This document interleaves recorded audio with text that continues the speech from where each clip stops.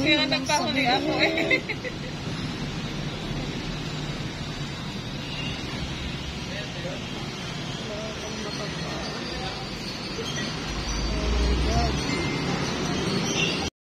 So yan guys, nasa office pa tayo and later on, bibiyahin na tayo papuntang Manila.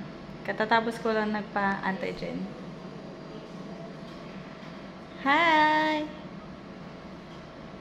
Hi Miss Baby nila. Sana all. Meet the baby. Ng buhay ko. And meet Carly. Anong maganda? Carly? Carloda.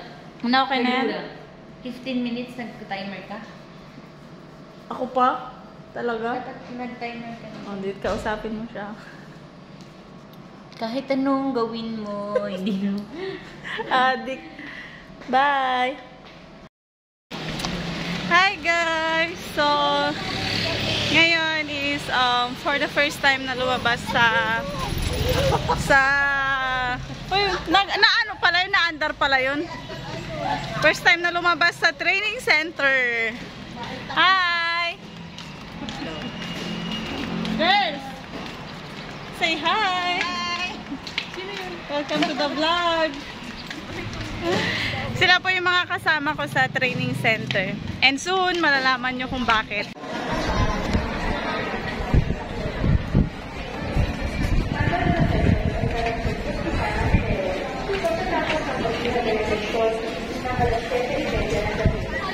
Ikalawa, kapistahan ng pagdadala kay Jesus sa templo at pista ng Candelaria sa ikadalawa ng Pebrero.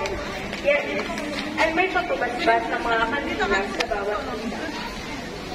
Ikatlo, paggunita kay St.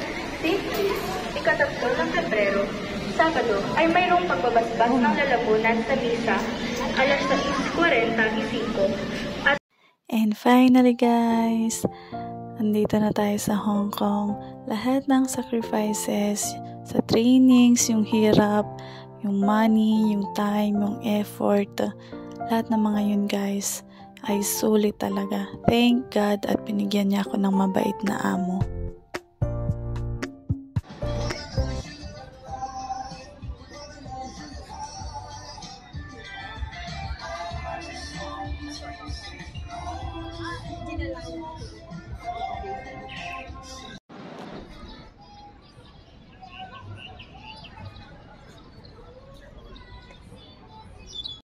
And that's it guys. Thank you for watching this video and I hope you like it.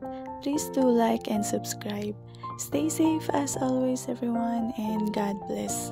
Bye.